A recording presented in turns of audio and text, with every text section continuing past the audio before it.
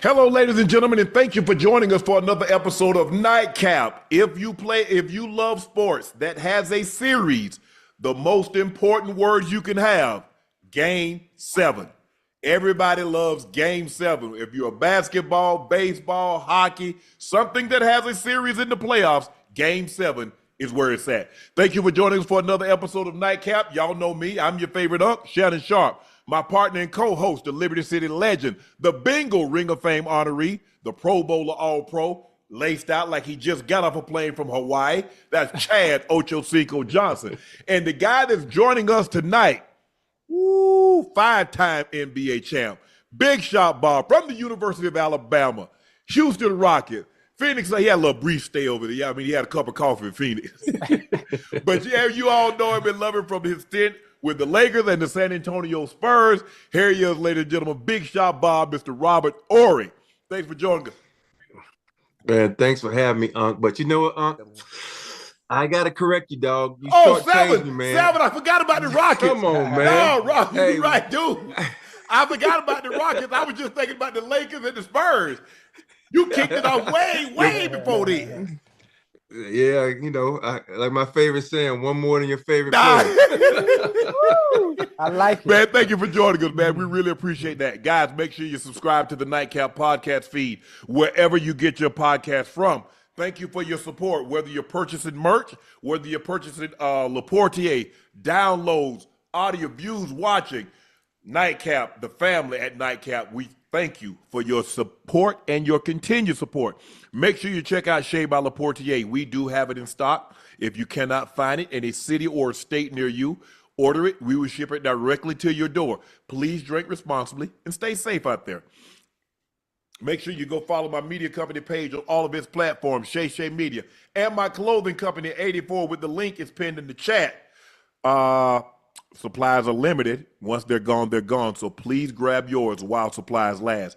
Tickets for our Not Safe for Work tour are on sale. 8 stops: Baltimore, Philly, Charlotte, Los Angeles, Miami, NYC, Chicago, and Detroit. Tickets can be found at shayshaymedia.com/tour. That's shayshaymedia.com/tour. That link is also pinned in the chat. The guest lineup is looking great. You guys don't want to miss out. So if we come to a city near you, make sure you check out your favorite Uncle Ocho. Get your tickets now. Game 7.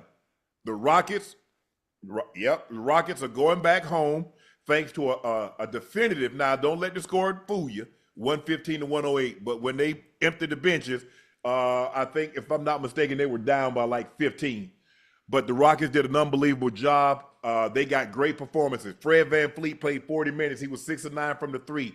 9 of 9 from the free throw line, 29 big points. Şengün had 21 and 14 and 6. He played outstanding. But Rob, you know this. When you play on the road and you're trying to force a Game 7 or you're trying to close out a series, your guys that you count on need to play well. But you need to get some production from somebody you don't expect it. Now, I don't know if this is the most points that Steven Adams has ever scored in a game. I know it's not the most rebounds or the most blocks.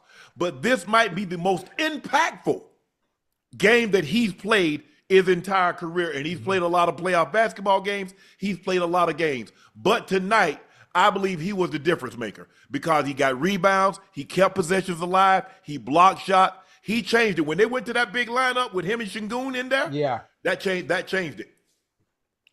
Go ahead, Rob. Yeah, you know, the one thing you can't teach is size. And I say that all the time. You know, you just say your favorite team just went down because they elected not to use their size. And when you got a small team, Golden State is a small team.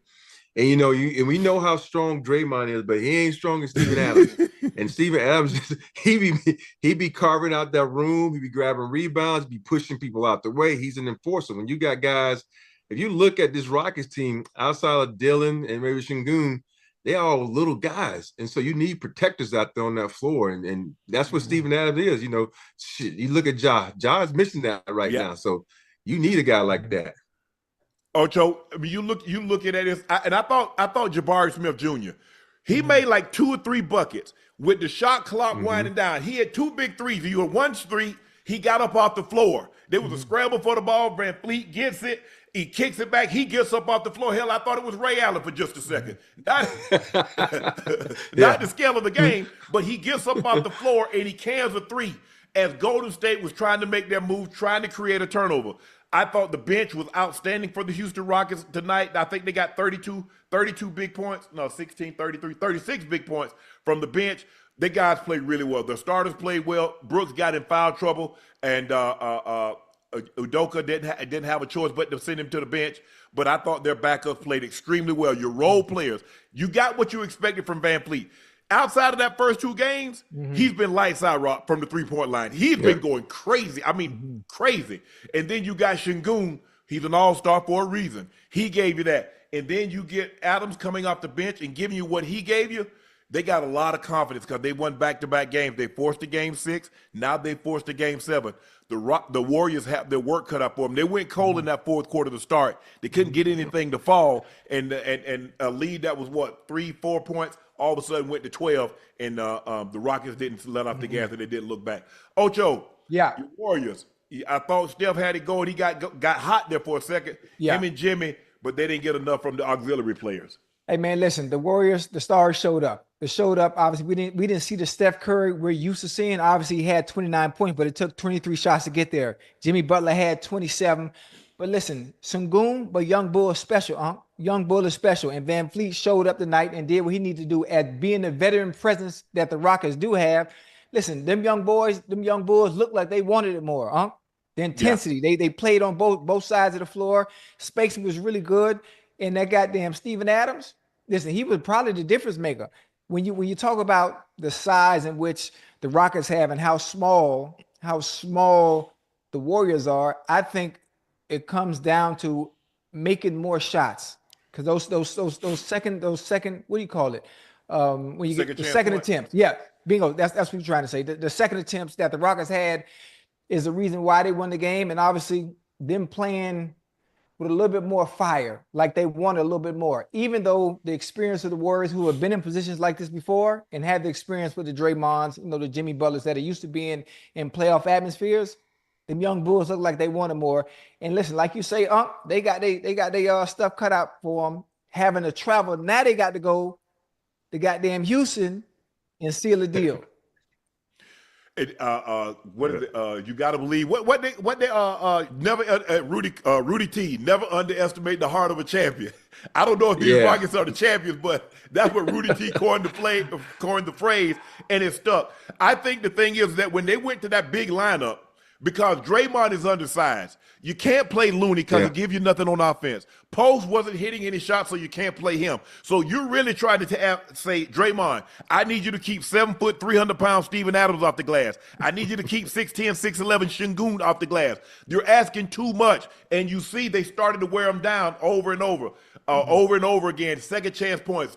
They did a great job of finding Şengün in the high post, and then guess what? He take one dribble, he drops it off to Steven Adams, a dunk. Or he drops it off, he finds Thompson for a layup. Yeah. He played extremely well tonight. I expected Van Fleet, because they got to do something with Van Fleet. Because he's walking in shooting around threes. He's feeling that for me, I knew the Warriors in trouble from jump. Because anytime you change your lineup, that's like a sign to the other team, like, oh, we don't know what to do with you. Now, the Rockets, when you're that young, anything can give you emotion, give you spark, give you energy. They over there like, oh, we got them. They scared. They changed their lineup. And you think about this, they changed the lineup. Look, put Gary Payton Jr. in there because they wanted somebody to slow Van Fleet down. But why? Why change it? Because you just talked about offense. That's no offense right there. And then you got Buddy Hield. We all know Buddy Hield's not a defensive player, but the one thing that Kerr is he's going to do the same thing that JJ Redick did and bite himself in the butt with it by not playing Kuminga. Yeah. Because you need size and you need athleticism to go up against this athletic team. And athletic. Mm-hmm. Yeah, but you mad at this dude. I don't know what's going on. If he cursed him out or something, he won't play him. But this is your third leading scorer on the team. He was your second leading scorer on the team until you got Butler, but now you're not playing him. So I don't know what's going on right there, but that's going to cost them in this series because now you done gave the Rockets all type of energy. and they're gonna go back and probably win this series because you elect to do some dumb stuff like in game 4, game 5, and tonight. You know what, Unc? Go ahead. Unc, before you go, what I think for the Warriors, obviously going into game 7, what's going to have to happen, regardless of what the Rockets do, I think it's going to have to be Jimmy Butler and it's going to have to be Curry. Curry's going to have to be a little bit more efficient from the field to overcome all the things that the Rockets do, whether they go big, whether they go small. The only thing you do is put the goddamn ball in the bucket and have more points and just hope.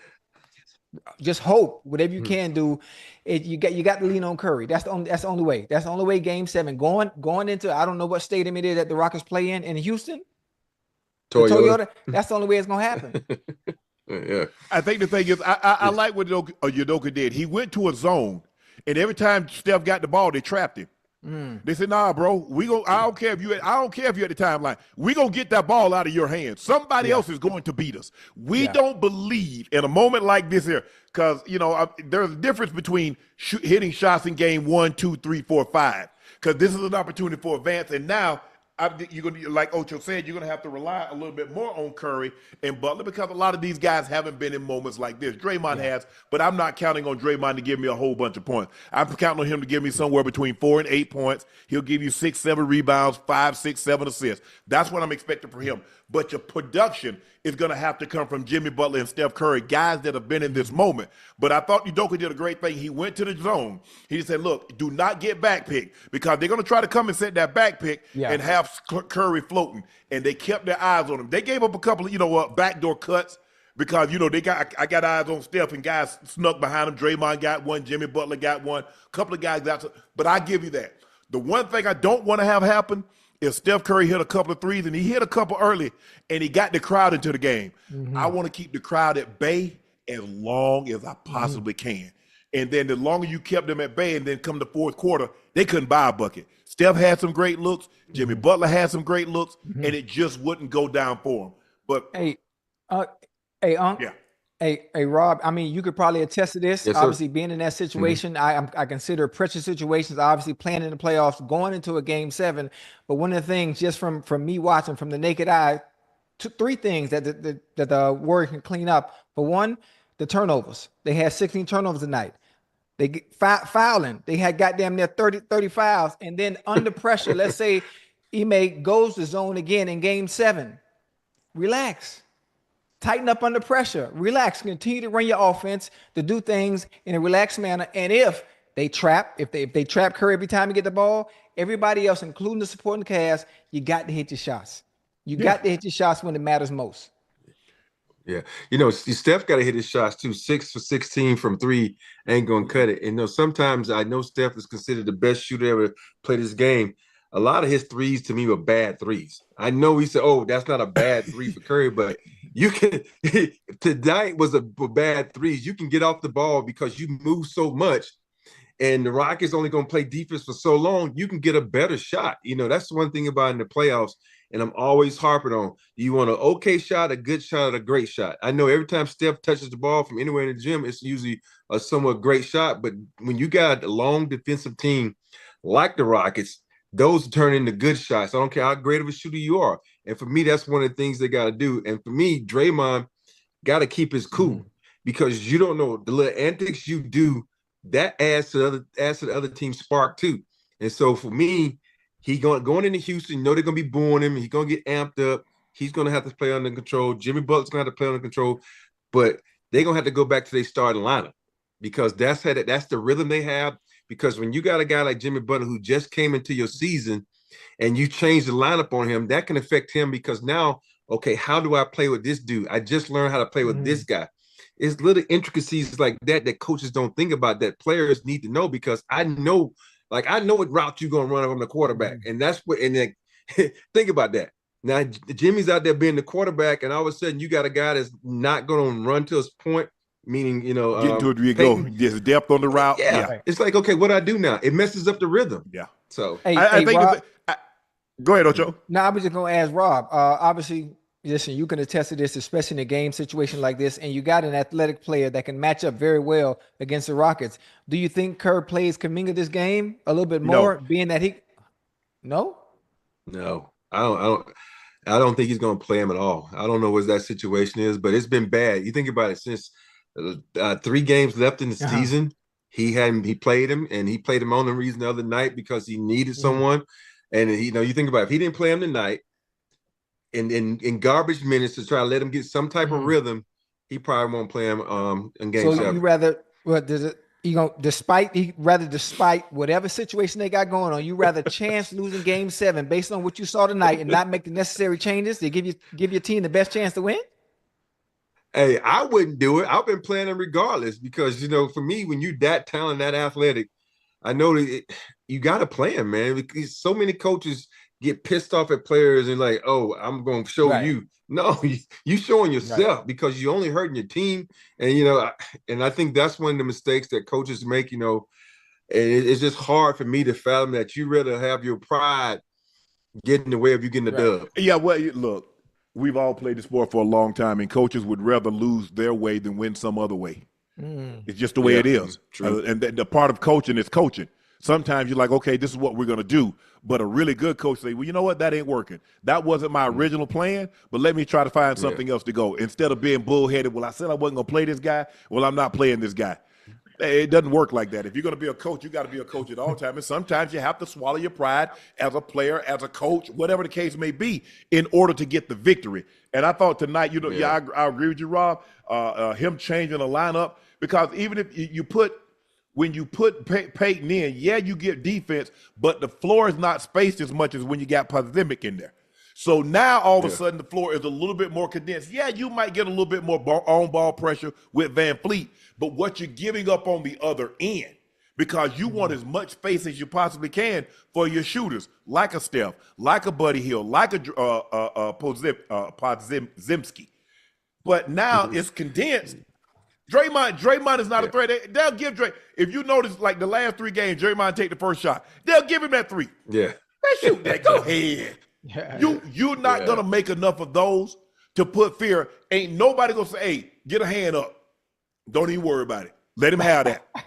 let him have that shot.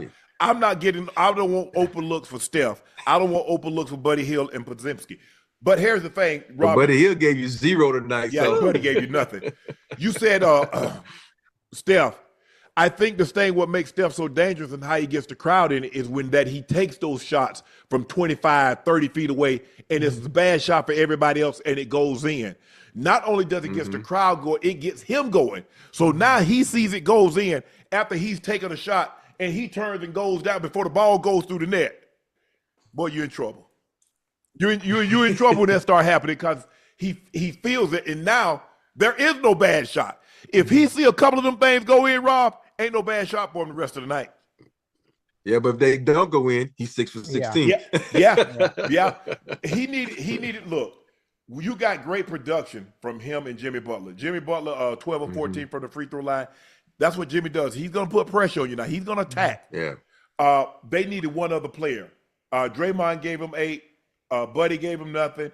GP the second gave him 5 points. That's not enough.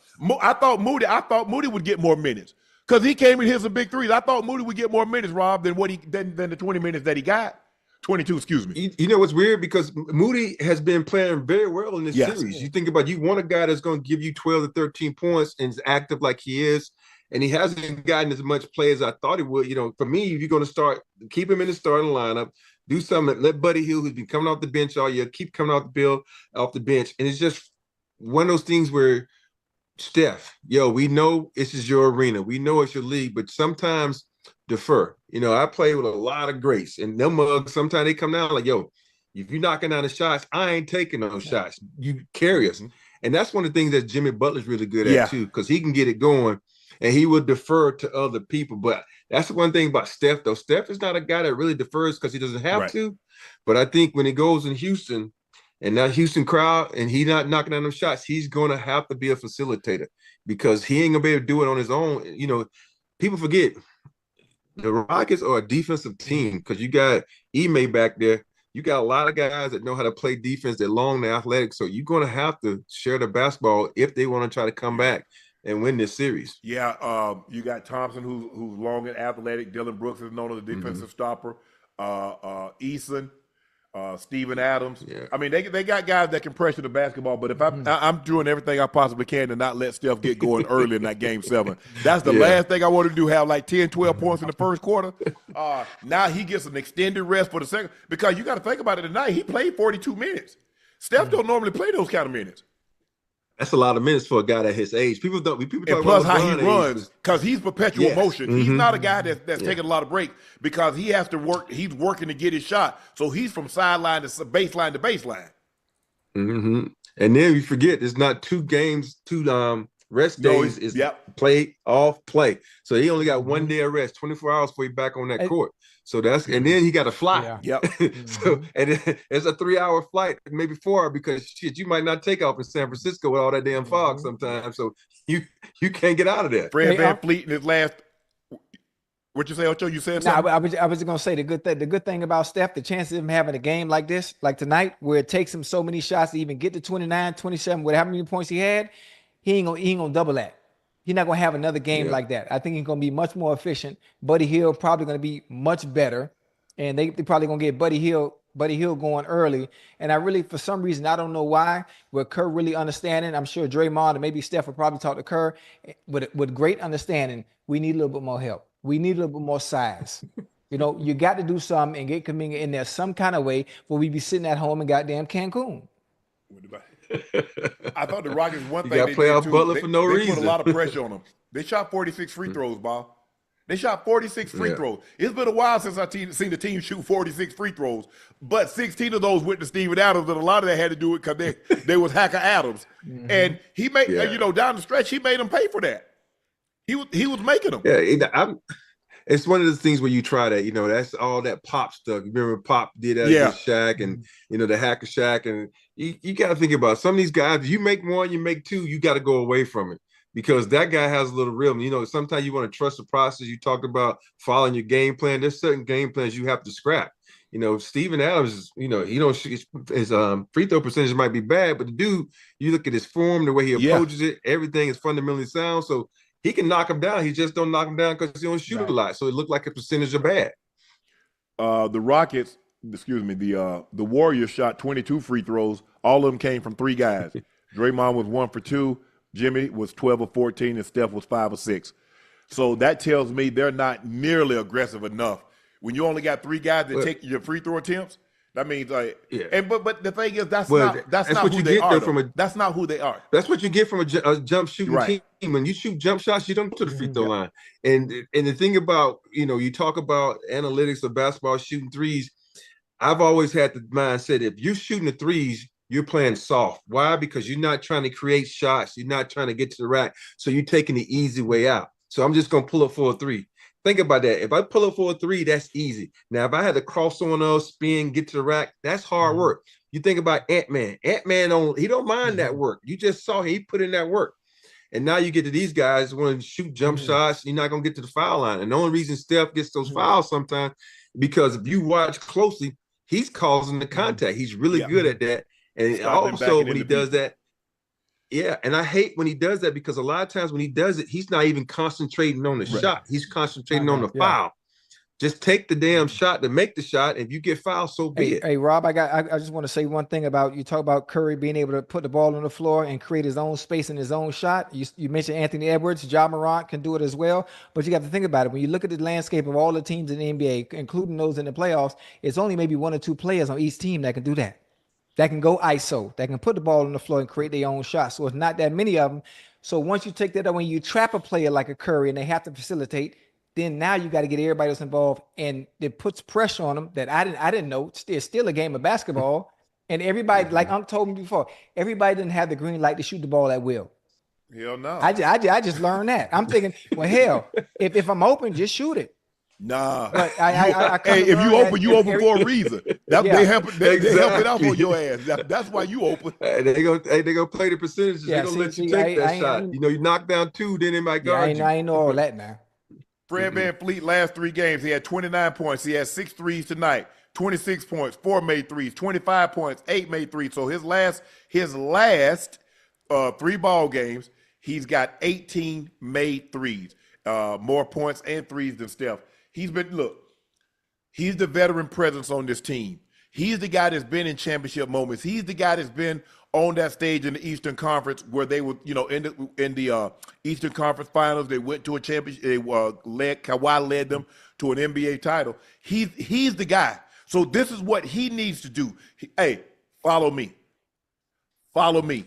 He's the leader. He did what he was supposed to do. He got great contribution from Şengün. Now, Şengün is their best player. But the veteran presence of the best. Huh? Best.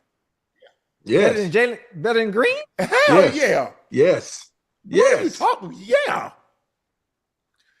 Jalen Green has only had one good game so far in this playoff series. He was 3 of 11, 1 for 6. He had 12 points. Şengün is an all-star. I'm talking about, yeah, I know Şengün is the all-star, but I'm just saying Jalen Green is supposed to be that next up-and-coming, that boy in Houston. Or maybe, am I mistaken? No, you're not mistaken, but we talking about right now. We talking about what you're supposed to be, right on the floor. I check back with you if you 3 want years. to talk about totality, Şengün's still the best player because he's rebounding, he's scoring points, he's getting assists. Jalen Green is just a high flyer right now, and that's all he's living off of. He got to do more than try to, that's the one thing that. But I watch the NBA now. There are so many guys that have become showmen instead of playing the damn game. They want to, do all these antics when they hit a 3. They want to, it's just play the damn game. You make a damn shot, big damn deal. You get back and play some defense. How many times have you seen a guy make a shot and throw get a layup on the other and end, get their ass beat on the other end of the defense because they're doing this shit? Just get back and play. And that's one thing that you watch Jalen Green, he has a tendency to try to get to the hole, look at the crowd, and next thing you know, get your ass back on defense. So that's why Şengün, he's just a hard worker, man. He in that paint, he dunking on people, he can get people involved. He's the best player on that team. They thought it was going to be Jalen Green. Yeah, Şengün. But Şengün has taken over. Şengün, he leads the Rockets in points, rebounds, assists, and steals in the playoffs. Dang. Jalen Brunson, game winner over the Pistons. What a shot, what a moment. The Knicks win the series. Rob, you're one of the great clutch shot shooters. Let me ask you this. I think for our audience, they want to know. In that moment, are you thinking man, if I make this shot, I'm a hero. If I miss it, or are you just going through it's the same whether the moment is there or not? It's just like if it was the first quarter, the second quarter, or third quarter. What goes through your head when you're taking a shot that could potentially win you the game or lose you the game? You don't think about anything, man, because it's just like when you're in a gym, you're taking all these shots to prepare for this moment. You put the reps in, and that's what you got to do. That's why you see guys, you take Kobe, for instance, he's been in the gym 24/7, so everything came easy for him. And if you put in the time and the work and the sacrifice, these moments like this, you don't even think about it. You think about Jalen Brunson. Most guys, they like going to their offhand to pull up for their jump shot because you can square up a little bit better. He got you going left, like he thought, he's a strong left guy. He was setting him up. He set Thompson up. I'm coming right back over here to where I want to knock down this 3. So it's just a process that you go through each and every day. And you watch him. He is so good at manipulating the defense. He can get you on your hip, and then he can cause the contact, or he can get you. He can gauge your speed. If you're going too fast, he stops on a dime and pulls up. And I think for him, and any guy who's playing this game long enough, you don't think about it. You just do it. It's just second nature thing to you, man. You just enjoy the moment, and you just hope that you make that mug so you can talk a lot of shit. He does a great job, Rob, as you mentioned, but he gets his body in such a position to shoot that shot. Because like you said, he's a left-handed player, and most left-handed players are left-hand dominant. They're trying to get to that left side. They want to go left. He did that. And then if you notice, he stepped back and squared himself and let it go. He hit Schroeder. He got an and one on Schroeder. And he got a tough step back. The way he can get his body in position to take and make tough shots for a guy his size. He's not a big guy. His body, you know what I'm saying? He's, he got a little girth to him. He got some, but what you think, 6 foot? I think he's about 6'1".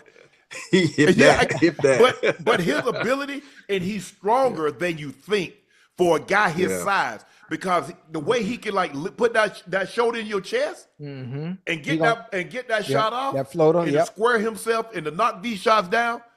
He was sensational. They couldn't buy a basket for the first 9-10 minutes of the ball game, And then all of a sudden he said, man, just give me the ball. What y'all doing? And every shot that needed to be taken and made, now they got a huge tip in by Bridges. Somebody missed a shot and they didn't block out. And Bridges got the tip that tied it up. But, you know, once they missed that shot, I said, oh, boy, y'all better get this ball. Because Thompson had just made a great defensive play of like 2 possessions earlier. He got a shot clock violation on him because he went to go up and he stripped him of the ball. He's like, Brunson, I got something for you. I got something for you. Just hold that. But hold on, I got a question for you, for Rob, man, for you and Unc, right? As great as Jalen Brunson was in this series, as great as he's been, obviously being a very, very clutch player. Hell, he just won NBA Clutch Player of the Year, right? All right, obviously showing his offensive prowess tonight with 40. Is there any chance y'all giving the Knicks and winning this series against the Celtics? Any chance? No. And the reason I say no is because when you look at the Celtics, they got 6 guys that can score. And every time I look at the Knicks, they remind me of AI. You know, they got this one guy that does all the scoring. Everybody else does 2 or 3 things really, really good to make that pie whole. And I do take out Bridges, who's one of my favorite players. When they use him and he's able to score, they're a totally different team. But I just think the Celtics has too much firepower. And one of the things they don't talk about with the Celtics is, you look at them, they got 4 good defensive players out there on that court. You know, and that's and we don't talk about that because we so caught up in all the threes they shoot. But you think about, you know, White, Holiday, even Brown, these guys are fucking good defenders. And so they got bodies to throw at Brunson, a little short cell. And so that's going to be hard. And, you know, going back to Brunson, the one thing that makes him really good is, this is going to sound really crazy, is left-handed players are always have that ability to get to the line and do things because you're not used to that. You hardly ever run across a left-handed player. You think about Manu Ginobili, who I played with. He was so good because you think he's about to do something with his right hand, like, oh shit, he's left-handed. By the time you think about it, it's too fucking late. He done jade you up. And because it's just not what you're used to. It's uncommon. But I just think I think the Knicks might win 1 game because they play hard. That's think overall, I just think the Celtics, it's gonna be a gentleman's sweep, man. I just think this, like, if the Celtics stay healthy, but you know, they've been getting a little banged up here and there, but I just think the Celtics are too good. Yeah, because when you look at it, think about what they go. They got Derek White that can defend. They got Holiday that can defend. They got JB that can defend. They got big Horford that can defend. Porzingis can protect the paint. And then they bring Pritchard off the bench that can score. Hauser that can score. Cornette that can give you a little rebounding. They're loaded. We know JT can defend if he have to, but he can score. JB can score. Derek White can score. They got scorers and they got defenders. So they're always going to have, at bare minimum, 2 quality defenders on the court at all times. And so when you have that, when you got 2 guys that can defend, but look what they start with. So if they start Holiday, you got Holiday, Derek White, JP, Al Horford. Honestly, I'm going to tell you this. I like the Knicks winning at least 3 games. No, they win. You got to win in 3 games? I got to win in 3 games. I mean, hey, Raw, you want to bet some on it? You want to throw a wager on there? What do you want to bet? Make it light on yourself. Bet 5,200.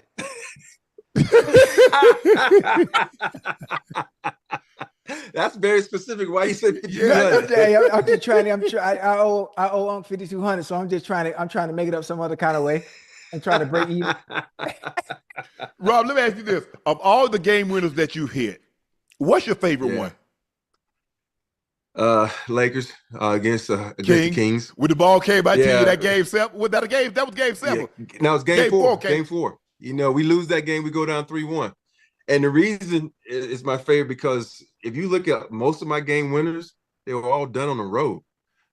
And so this one was done at home. And you got a chance to rejoice in it with the crowd. Yeah, I grew up a huge Lakers fan, man. I grew up a big Magic Johnson fan. You know, you would never being a Laker, you used to them chanting Kobe, or Shaq. You know, when you get a chance to knock down a big 3 and you hear them chant your name like that, man, it's the best feeling ever. I think for me, it's probably outside of Kobe's last game is the greatest moment in Staples / crypto. And every time I see the shot from above, and when I make it and the crowd just jumps up and cheers, I get goosebumps every time I see it. You know, even though I love what I did in 2005 against the Pistons in Game 5 when I lit their ass. Yeah, that's what I was thinking. Yeah. Yeah, but it's something, we all, as an athlete, we all got that ego, we all got that pride. You want to hear them fans chant your name, but I tell you what, though, I only have like one picture up. I don't even have that shot up in my house, but I do have the picture of me making that shot against the Pistons because I just like looking at the faces of the people in the Yeah. crowd. You got some people like, though, no, and you got one guy in the crowd like this, like, yeah, because he knew it was going in. People, I don't know if people realize this, Rob, but before those black injuries, you were a high flyer. You was, you was punching on folks. I mean, you were up over the top. People look at you and they're like, man, all he did was shoot threes. No. When you came in, I mean, I don't know what it is about them Alabama guys, you and McNice. All them guys had up, and away ups. And I don't know if people realize that, but you were a high flyer, a 6'10" guy that finished above the rim. And then you turned yourself, I think it was the back injury that you turned yourself in more of a shooter. You still could punch on folks, but not like you could when you first got into Houston. No, it's so weird when you come in the league. A funny story is like my middle son, he came to me one time and like, Daddy, you don't ever dunk anymore. You can't even dunk. And there's that one dunk in the playoffs against the Detroit Pistons that I dunked on Rip Hamilton when I took out outside the paint. And I was like, see, your dad can still dunk. I just don't have to. But, the weird part about it is when I got to the Lakers, they was like, oh, we don't want you to, they said, we need you to just spot up. And the worst thing as an athlete, if any athletes listening is don't let coaches limit you in what you can do. And I think, this day and age is a little bit different. Back then, it was a little bit more, I need you to do this, this, and this. And so in my mind, I became, okay, this is what they want me to do. Spot up and shoot threes and all this kind of stuff. But I showed my youngest son, Christian, who's at UCLA. I said, let me show you something, man. Come sit down. And I'll show them my highlights of me and Rockets when I used to dunk. He looked at me like, damn, you had hops. I was like, yeah, I just stopped doing it. Yeah. Because I didn't have room to do it because Shaq was in the damn way. That's dope. That's live. Hey, Rob, with some of those clutch shots you hit, did you ever keep any of the balls? Especially, man. I mean, you got some really, really, really good moments. And for me, I would want to keep I personally would want to keep those balls. You don't have any. I have one. Okay. I have one from, it's actually the game 7 ball against the Knicks. I have that. And the only reason I have that is because I told the guy, I said, because the first 2 points of game 7 was me dunking on Patrick Ewing. And I was like, I want that ball. I want that ball. So I have that ball. And I wish I had the one I made against the Kings because shit, if I betted you and lost, I just sell that and give me a lot of money to cover that. So I know these Laker fans will love that ball. But speaking of, you talk about balls and being able to sell a ball and get you a lot of money. Listen, I got a prized possession. That's what I meant to say. I'm supposed to have it enclosed in the case, right? But I got the game ball when LeBron hit his 50th point. 50,000. Yeah, like listen, 50,000 point, and that's something that you would think he would keep. Show him the signature. Yeah, so it's a 50,000 point ball right there. You see 50,000 point, and LeBron signed it for me. Yeah. So I mean, if I ever fall on hard times, man, this here gonna come in handy. If you fall on hard times and try to sell that ball, you're going to stay on hard times. Exactly. You might end up on real hard times. Gregg Popovich stepped down as in jail. Gregg Popovich stepped down as a coach of the San Antonio Spurs today, ending a nearly 3-decade run that saw him lead the team to 5 championships. He's the all-time winningest coach in NBA history, and he's a 3-time coach of the year, and he's a Hall of Fame. He won a gold medal, and he's inducted to the Basketball Hall of Fame. Rob, you played for Pop. What was it about Pop that made him special? What's going to be your lasting memory of playing for Pop? I think for me it's just how genuine he was, and he was one of those coaches where he'll yell at you and then take you to have some gnocchi and some wine. His 2 favorite things. And for me, I think I tell this story all the time. The one thing that really made me fall in love with the guy was my daughter, who passed away, was really sick my last year with the Spurs, and she went into the hospital like at the beginning of the season. And he was like, "Don't come back until she's out of the hospital." And I sat in the hospital with her for like 3 weeks. And then she finally got out of the hospital. And I came back like a day after. He says, "Is she out of the hospital?" Like, yes, she got home like 2 days ago. He said, "She ain't out of the woods yet. Go back home. Wow. You know, we don't really need you right now." And I looked at him like, "Are you trying to get rid of me on the slide?" He said, "No, man, family first. You know, family first." And that's how Pop always was, man. You know, I just heard today about the story of DeMar DeRozan when his pops passed, and now it's like, and that goes to show you, you know, there's some things bigger than a freaking game, right? And Pop realized that, you know, he was always about, you know, spending time with your family, doing what's important. And I remember even my last year, I went to him and I was like, you know, I want to ask a favor. Like, what? I said, "It's my last year." I said, "Can I, my son's on spring break, we're going on a road trip. Can I bring my son with me?" He's like, "Man, yeah, don't even ask me no question like that." He said, "This is, you know, it's about the family. It's about doing things." And a lot of teams wouldn't let you do that, you know, because I remember the Lakers back in the day, you said, "Hey, can you get the flight back?" "No, it's liability, you know, insurance thing." I'm like, "What? Is this a flight home?" What? So, but Pop was he was really, really good about, man, if it came down to your family, you do whatever's necessary for your family. Everybody talks about the relationship that he had with Duncan, because I think Duncan was the linchpin. Because if you could coach Tim Duncan hard, you can coach everybody else hard. And Timmy was receptive. And that's what you have to. Timmy was one of these superstars that if you didn't watch the game, you would never know he was a superstar. He didn't dress like a superstar. Hell, I remember he showed up to pick up an MVP trophy with flip-flops and shorts on. I'm like, David Stern probably wanted to swing on Timmy. He had on jorts. You remember that, Bob? Yeah, he had on jeans shorts. Jeans shorts and flip-flops. And David Stern like, hey, but that was Timmy. What was it about Coach Pop and Tim's relationship that made it so unique and special? I think we're going to back this up a little bit, because you really have to credit David Robinson, because you think about, he had David Robinson when Tim came, and David was like, "Yo, this is what we do here." And Tim just followed suit. You know, Tim is just that type of guy. He doesn't say much. You can talk, if you talk about cars, he'll talk to you. You talk about video games, he'll talk to you. You talk about poker, those three things.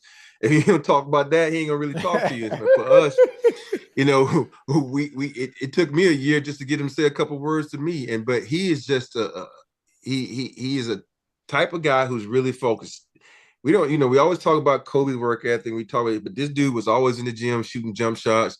You know, I'm always trying to perfect that bank shot, which we know he's famous for. Shooting a lot of free throws, because you know that was one of his downfalls. One of his weaknesses when he came in. Yeah, and he worked hard, but he was just if you talk about guys who, you know, I had to get onto him one time, like, "Dude, can you fucking yell at somebody, man? You sitting over there like with your mouth closed, you know, you yell at someone, you're gonna be like E.F. Hutton, everybody's gonna perk up and listen." So he was very mild-mannered. Well, he's mild-mannered, he didn't want to say much, but the guy was he competed, and he was, and when he let you into his world, one of the nicest guys you'll meet. You mentioned the Twin Towers because David Robinson was there, but when David was there, I mean, they won them championship with David, but David was on the tail end of his career. That was basically a Tim Duncan team from the time he walked in the door. Oh, it was. He was just that good, and he was one of the last guys that was a true senior. That was the number one overall. Kenyon Martin was the last one, I think, in 2000. But Timmy was what, 98? I think the 98 draft was Timmy's first year. But he was the last of those guys that went 4 years of college and came out. So he was more than ready, more than prepared for the grind, because basically he was a grown man when he wasn't 18, he wasn't 17. Tim Duncan was a 22-year-old grown man when he got to the NBA. So you tell me something I did not know. I thought he came out early. You just so used to everybody coming out early. You know, think about, and that's the one thing that I hate about the NBA. I know these dudes are freaking 21 when they get to college now, but I just wish that I'm about to say David Stern, that Adam Silver would put like 2 years onto it, because these guys, you can tell by the way these guys play now. That's why so many threes are being shot, because they don't know how to play. They're doing what's easy, just taking the threes and not learning the game. You know, you got some guys that are going to come in the league that know how to play the game because of the upbringing and how they were taught. But it's just a lot of bad basketball being played because guys don't know how to play. You know, you think about tonight, watch the game. Like, dude, the first thing you learn in high school and college is how to beat the damn zone. Right. The zone is the easiest freaking thing to beat, and you can't beat a zone. It's like go to the open spots, go to the dunker spot, go back door. And it just shows you right there that the guys aren't learning anything because they all just trying to, get to the next level to the league without learning something. Rob, you played with some of the greats. I mean, you was on a team with Tim Duncan. You was on a team with Shaq and Kobe. You was on a team with a lot, Dream and Drexler. And I know people ask you, what the difference between Dream and Duncan, the difference between Duncan and Shaq, the difference between Clyde and Kobe. What are some of the different? Because all of those guys that I just mentioned are all 75 greatest players in NBA history. MVPs, Finals MVPs, Defensive Players of the Year. When you got to the Rockets, what was it about the Dream that okay, this guy's special? What set him apart? Oh shit! I knew Dream was special when I watched him in high school. I mean, college. Because when I was coming out, I said I want to play alongside this guy. I was praying that I went to the Rockets, and God willing, I did, because you could just see his work ethic. You watched him. Guys always talk about going into the lab. Dream would be in the lab, and we didn't even know it. He would be working on stuff, and then he'll just all of a sudden get in the game. You think about in '95 how he annihilated David. Yeah, because he said they took his MVP from him.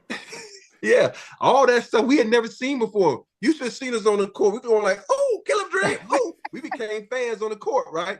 And so you watch him, man. He just played hard, man. You think about, back in the day when you forget he used to knock some people out too. Oh yeah. He had that toughness. You elbow him, he would because it was only a $50 fine to punch someone in the face. And so he had that toughness, and he just had that. The one thing about Dream though is we talk about how hard guys plays, like how hard Giannis plays, how hard Bronson plays, how hard these guys. Dream played hard each and every night.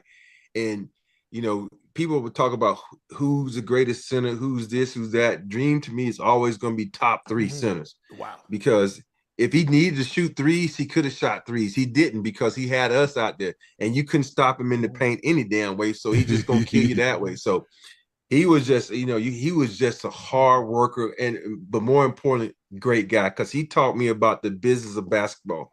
He was like, I remember one time at a Christmas party, he took me outside and said, listen, you're going to be on this team now. Let's talk about, things outside of basketball. What you're doing with your money.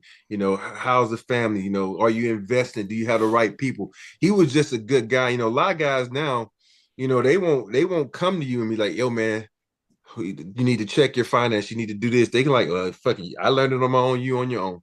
And so that's one of the things I loved about Dream. He taught me about the business of basketball. So you leave Houston and you go to you didn't go right to the. You ain't got to go there, man. No, you have. You ain't got to talk about the Suns, man. You had a little pit stop in Phoenix. You had a cup of coffee at the airport. You got right back on the plane and went to LA. So you get to LA, Shaq and Kobe. Mm-hmm. What you like? Damn, got Shaq, got Kobe. What y'all need me to do? Yeah, it's weird. When I got there, man, I was looking at the team. We had Nick Van Exel at the point. We had Eddie Jones at the 2. I said, okay, I can play the 3.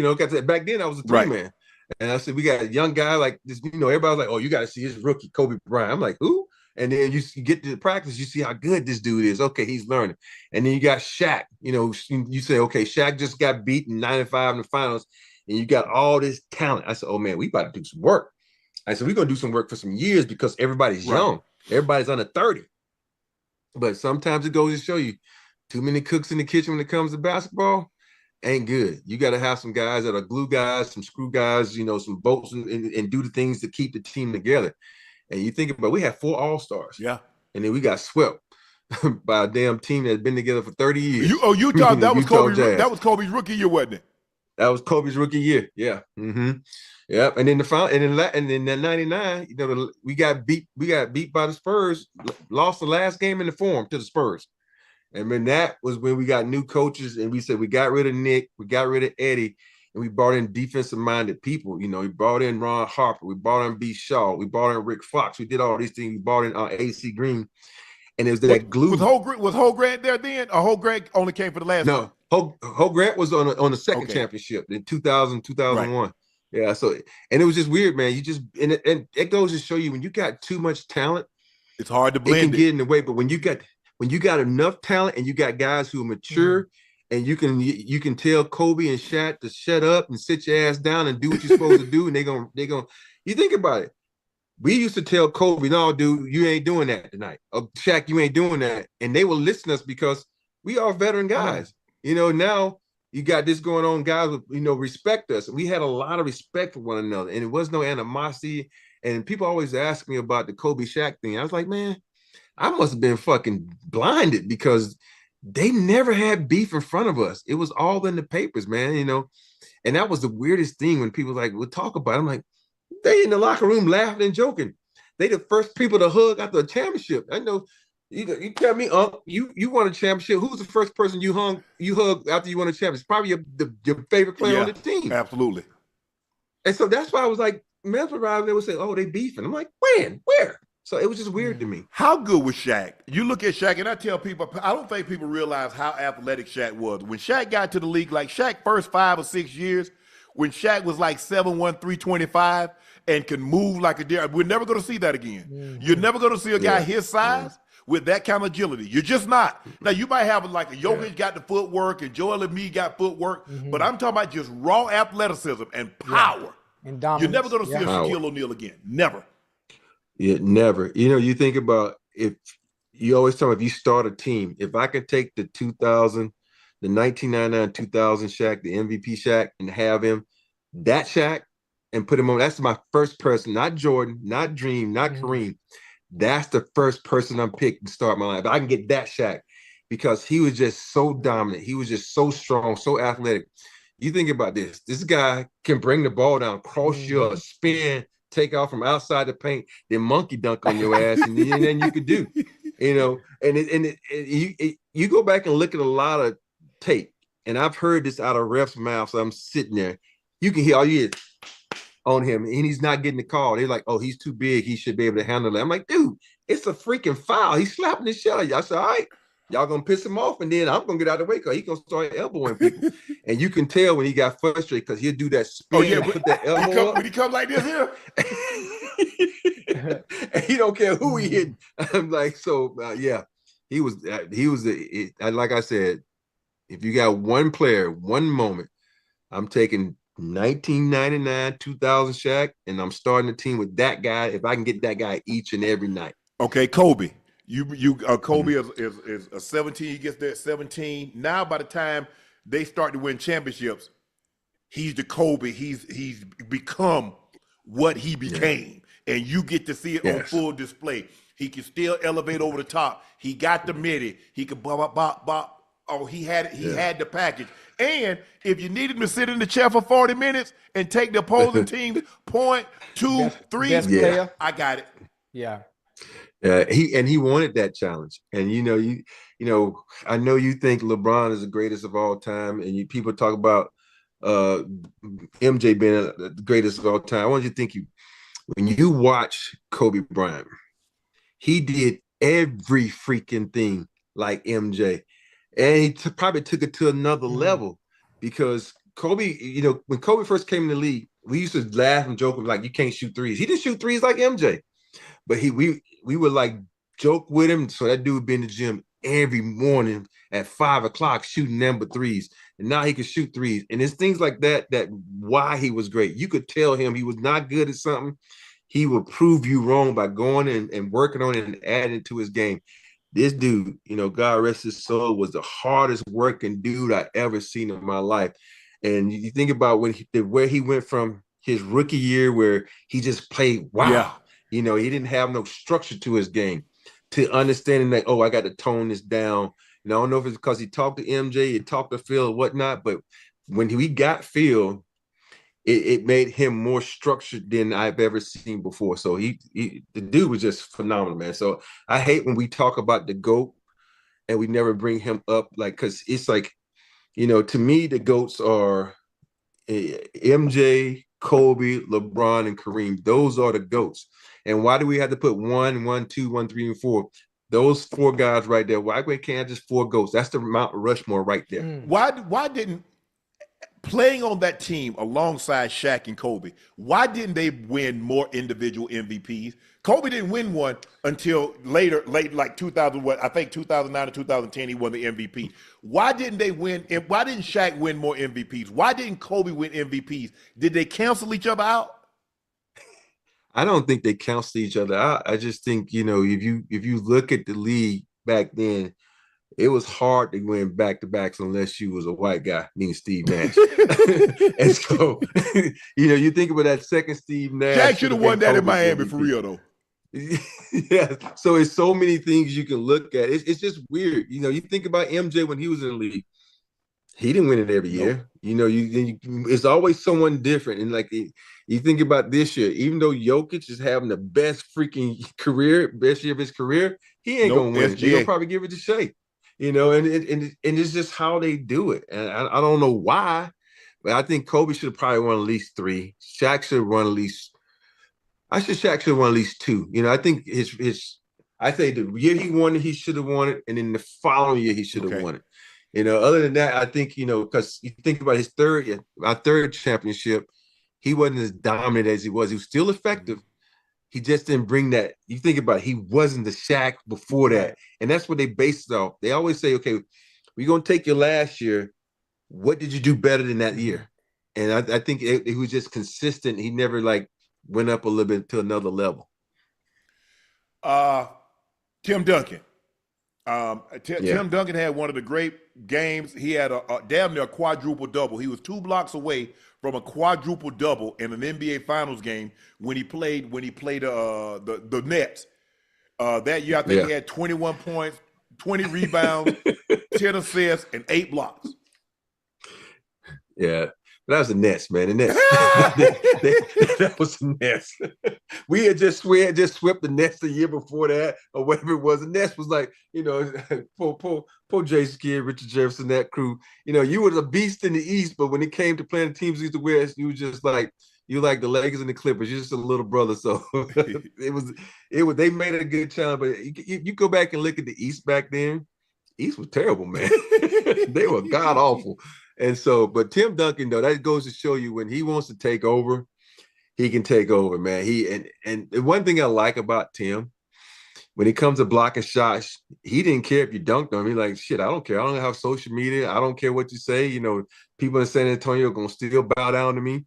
And, you know, most guys will shy away from trying to, you know, go up against a Vince Carter, think you might get dunked on. They're like, nah, I ain't challenging that. Tim didn't give a shit. He would try to challenge you anyway to block it because he knew 9 times out of 10 he was going to block it and it's going to start a fast break. All right, your Mount Rushmore teammates. You get 4 teammates on Mount Rushmore. Who you going with? Dream, Shaq, Kobe, Clyde. Damn, you took Clyde over Timmy? You know what? This is the one thing, you know, I love Timmy, but I'm going with Clyde. Clyde's my boy, man. You know, sometimes personal feelings get in the way sometimes. Hey, I'm doing the Steve Kerr right now. I'm putting, you know, hey, but, you know, people don't, I think people forget how good Clyde was, man. The point, now, he took a kind of a backseat role when he got to Houston, but Portland Clyde, I remember, I remember when he was dunking on everybody at Five Slamma Jamma at the University of Houston. Yeah. Yeah. But Clyde used to elevate. Yeah. You know, and the other reason I put Tim in there is because I remember, you know, I'm watching the Hall of Fame ceremony and I watched Rudy T get inducted. And then when Rudy T gave me a shout out for the Hall of Fame and they panned through the crowd and Tim didn't clap. So that's why he ain't on my Rushmore. Hey, because I started calling and said, motherfucker, I saved your ass in 2005. Excuse my language. Yeah. You better get your ass up and clap. Missing that damn layup, now I had to take over. Spurs got some cap space. They got a night. Yeah. Hey, they got Stephon Castle, who's Rookie of the Year. Wemby was a previous Rookie of the Year. Would you make the move for Giannis? Would you try to package some pieces for Giannis? That's the thing. You forgot about De'Aaron Fox. Yep. I think that's hard to say. I would, because you can't pass him on. I think that's gonna be the hottest commodity this summer. Everybody's gonna want the Greek Freak. because he's that type of player. You know, I mentioned him earlier how hard he played. So it's just going to be really interesting to see where he goes if Milwaukee want to give him up. But if I'm the Spurs, we got the cap space. Why not go after him? Because you know he'll love it there because he got a good. One thing about the Spurs franchise is it's a good franchise. They're a very humble franchise, and you don't have to worry about a lot of outside noise. You think about in L.A. and you know Chicago, New York. There's a lot of outside noise. So you being in Milwaukee are used to the outside noise being at a minimum. So if you go to the Spurs, you're in the same thing. So I don't know if he wants that. I don't know if he wants, be more, I can't get no more notable than he already as Greek Freak, but does he want a bigger market? That's what it boils down. If he wants that market. It boils down to a bigger market. I haven't talked to Greek Freak, but I talked to the powers that be. We're going to do everything we can to get him down here in Miami. I've told Unc that already. I'm not sure why he continues to ask that question. Hey Rob, I've sat down with Mickey Arison. I sat down with Pat Riley. Pat is willing to change some of his ways and let the reins go a little bit on the way he conducts himself when it comes to the entity that is known as the Miami Heat. So and we also gonna get Ja Morant too. So you don't want that, dog.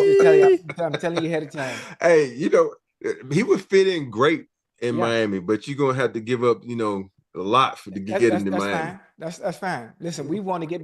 But hey, here's though. If you give up stuff, you're gonna be right where the Phoenix Suns are. You give up all that. You got 3 guys making 150 million, but your bench sucks. Yeah. Listen, same thing happened when Carmelo left the Nuggets.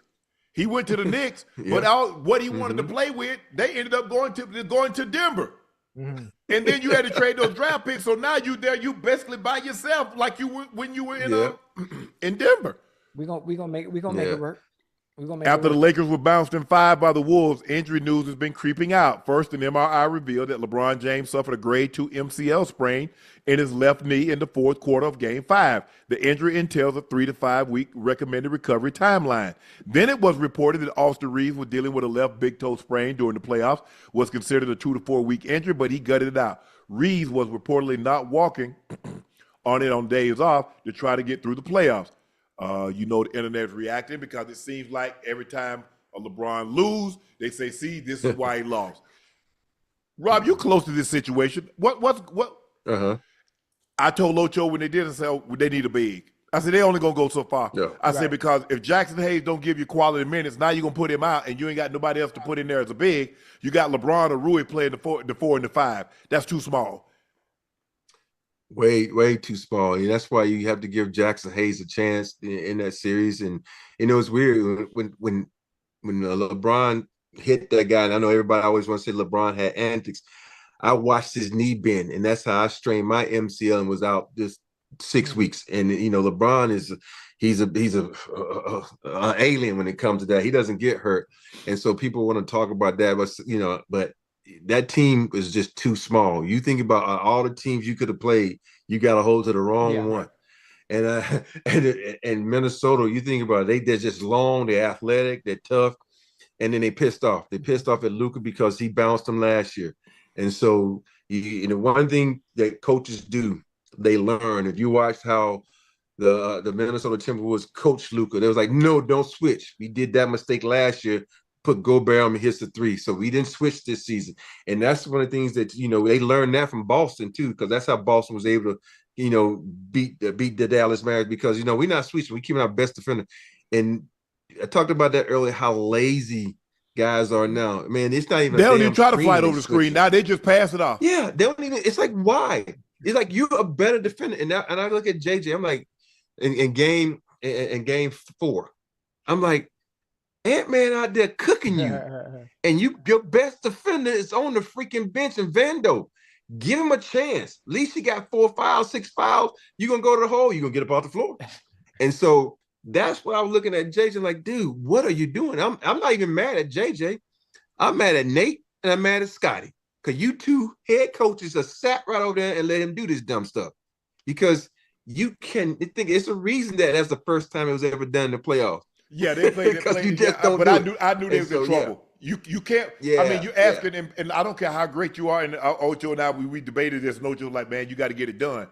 I said, yeah, the mind is willing, but the body just ain't able. Yeah. The man had just played 41 minutes a couple of nights before. Now you running back 46 on 40-year-old legs? And then you put 40 more minutes on him in game 5. Yeah. Yeah. And and what people forget is he's played more playoff games than everybody. So that's equivalent to I think 4 seasons. Damn. So you got to add 4 seasons onto the 20 seasons that he's played technically. Seasons, you mean? Yeah. So you got to think of that. So that's why you got to find a way. You got Gabe Vincent over there who's got NBA Finals experience. Give him some burn. I think the biggest mistake that the Lakers made all season was not trying to figure out how to implement Dalton Connect into the system. You think about him. That's a flamethrower over there. You got to give him a chance. You think about it. You talk about scoring, but then you put Vando in there. Who's the better shooter, Dalton Connect? Vando ain't even looking at the rim unless it's a layup or a wide open dunk. But I think the thing is when JJ get upset about Dalton Connect because his defensive assignment, he out there like a blind dog in the meat house. Do I show? Do I hedge? True. But hey, isn't Luka and isn't AR and but that's the thing. See, that's the problem with the Lakers. You get Luka getting beat off the first dribble 90% of the time. AR getting beat off the second dribble. LeBron can't sit in the chair at 40 anymore. So now you got 3 guys that are really. LeBron will try to body you. He gonna chase it down. He gonna make some great defensive plays. But when you got Luka and AR, and you don't have when you had AD, you had some help. Now you don't have AD. So now, and Jackson Hayes. Sometimes, he's a good lob thread. He'll get it off the rim, get a rebound and put it back. But for the most part, he's not. You're not counting on him to give you much anyway. If we can steal 15, 20 minutes from him, Rob, we good. We had. That's all we wanted. You think about that's all you need because people don't realize that the reason the Mavericks was so good last year is because those 2 bigs they had. They was erasing all of Luka's mistakes. They was erasing everybody. Yeah, it's like you go to the rack. Okay, you got them guys blocking shots, and so people forget how important certain bigs are to the team because they can erase, like what AD did. AD saved them so many times, and I think about when they played Denver last year. You expect AD to do everything. I'm like, dude, he can't guard some guys on the perimeter. And so you think about Murray. Murray's like, okay, I'm a really good shooter. I'm going to separate from AD. And let AD keep the defender on him. Let AD erase mistake when he gets to the hole. And so it's so many little things like that. And the reason that I would never want to coach or be an assistant coach because I'm like, dude, I'm looking at my arrogance to be like, look, I don't play with 3 of the best centers in the world. I don't want 7 championships. You're gonna freaking tell me I don't know what the hell I'm talking about. So I don't been in every situation. There's a reason that I've won 7 championships. There's a reason that Dream respects me, Shaq respects me, Tim respects me because I wasn't afraid to yell at them and tell them what to do and put them in the right place in the right frame of mind. And when you got guys that are like that, you're going to be good, man. That's what I like about the Celtics, and that's what I like about the Cavs this year. That's who I got winning all, the Cavs. I know y'all didn't ask me that, but I just threw that out there. Hold on. You got the Cavs to come out of the East? I got the Cavs. I got the Cavs winning it all, man. I don't know about that, Raw. Because they ain't beat none of the top teams. They lost to Boston. I think they beat Boston once, but I think they lost. They beat Boston once. They lost to OKC, I think, both times. Yep. But I'm not worried about that. You know why? Because playoffs is a different thing. You're gonna be able to focus on a team. And in the playoffs, you think about the OKC. OKC gets a lot of their points high when Shai Gilgeous gets to the free throw line. You don't get those free throws because you get the best refs, so they don't give you that BS that you get called to go to the free throw line, shoot 12, 15 free throws. So I think Cleveland this year, because of the way they were playing, and those 2 bigs back there, Allen and they're primed for it, man. But if you look at it, Boston can play 2 bigs with Porzingis and Al Horford. You look at OKC, you mentioned it. They can play 2 bigs with Hartenstein and Chet Holmgren. And tonight we learned Houston can play 2 bigs with Şengün and Adams. Who knew that was possible? Yeah. But I think though, when you look at the totality of the thing and the way fucking Spider's playing now, Spider really realizes that I need my teammates. and he doesn't try to just do it all on his own like a MJ, like a Kobe did, at times. So he's relying on his team. I just think it's just, and I really like the way Mobley's playing right now. He's killing it, man. JJ Redick said the Lakers have to get in championship shape. There are individuals that were phenomenal, that were in phenomenal shape. There are certainly ones that could have been in better shape. We've got to get in championship shape. Rob, are you a fan of JJ publicly taking shots? Because we know who he's talking about. Hey, first of all, what does JJ know about championship shape? Has he ever won a championship? He ain't won no title. That's what I just want to know, what is championship shape? That's all I'm asking. Do you know what championship shape is? Because for me, when you talk about championship shape, that means you've been there, done that. And you talk about championship shape, that shit starts in the summertime, then it goes into training camp, and then that goes through in the season. If you want someone in championship shape, you don't take the last 3 games off because you say, okay, I'm going to get some rest. You use those games to get in shape. And so for me, I don't know why he said that, because you already think about Luka already in the point where he's all mentally all screwed up because of the way Dallas got rid of him. Right. And he got to sign an extension. Ooh. He might take that as a shot as him. He out. So I don't know why he said that. It's just the weirdest thing to me. I think the thing, but it seems to me, now you like I said, Rob, you know basketball bodies, and you've been there. But it seems to me every year Luka wears down and he's limping more and more in the playoffs. We saw that this year. We saw that last year and against some of the teams. They was wondering, well, is Luka gonna play? And we saw him in Boston. It seems like every year his body wears down once he gets to the playoffs. Yeah, but you know what? When you think about when Luka first got to the Lakers, how they were humming, and you know what the difference was? Luka wasn't handling the ball as much. If you think about the last, let's just talk about the series here. He wanted the ball every time to bring it up, and when you got tough defenders like Minnesota, that's gonna wear you down. Yeah, and so you got AR, you got LeBron, you even got Gabe Vincent to bring it up. Go stand your ass in the corner. And so take a break. And for me, I look at where he didn't know the plays and he was trying to get familiar. They look so damn good because AR come down, LeBron will come down, he'll come down. And they was moving the basketball, it was cutting, they was just playing basketball, they was playing instinctively. But then now it comes down where he goes to that slow thing, he goes to the mid, go to the high post and just back it down. It just was bad basketball. The clock out. Yeah. So it gets to a point where you think about all the energy LeBron had, it's because he wasn't bringing the ball up. So sometimes you have to get off the ball, and I don't think Luka can do that because that's the only way he knows how to play. And that's. See, you took the words right out of my mouth. You see, it's easy because LeBron can play off the ball. You put him in the dunker spot. You put him in the high post. You can throw it to him. He can find somebody.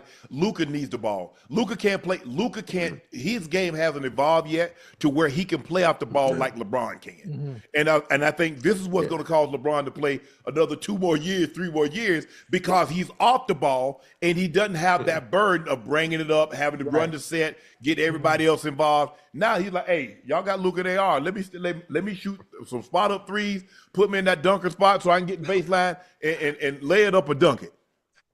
Hey, you know what I like to see him? I like to see him just take him to the post because he got so many post-up moves he can use because it's about moving quick. I even put him in an elbow situation, run some type of pinch post and let him go to work. That's 1-2 dribbles to the hole, you dunking on people. It's efficiency of movement to me. When you get to a certain age, do I need to take 3 steps, 4 steps, or 5 steps to be efficient? No, I'm taking 3 because that means I can save 2 for later on. And for me, that's what he has to learn how to do. Like, just go to the post. You think about how long Tim Duncan played. He's a different type of player, but LeBron has the ability. I'm gonna just take you to the post. I'm gonna jump hook you. I'm gonna do my little fadeaway, and that's all he has to do. He's gonna still average about 24, 25 points like that because he's that much better than everybody else. How many more years you think LeBron is realistically gonna play? Because he said this every year they get out the playoffs. He's like, I don't know how much longer I got. And then he's like, hey, he seems to me like a guy, he's going to ride the train till the wheel falls off. Yeah. The funny thing about LeBron is he is such a big kid.